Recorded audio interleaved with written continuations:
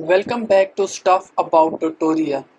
Today we are talking about how to see stats and activity of your profile on Upwork mobile app. Why would you want to know how to see stats and activity of your profile on Upwork mobile app? Well, maybe it is your first time using Upwork and not sure how to see stats and activity of your profile on Upwork mobile app.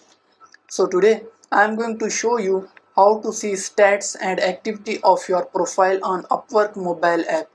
Check video description and I will try to leave the written instructions. If you have applied in many jobs and not received any message and willing to check stats as the clients are watching your proposal or not, how you can do that? The process is very simple. First of all, open Upwork mobile app. Now you are seeing profile icon at the top left corner. Click on it.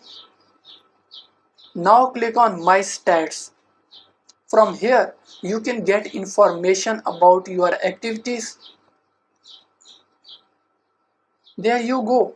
If you wanted to know how to see stats and activity of your profile on Upwork mobile app, that is the easiest way I know how.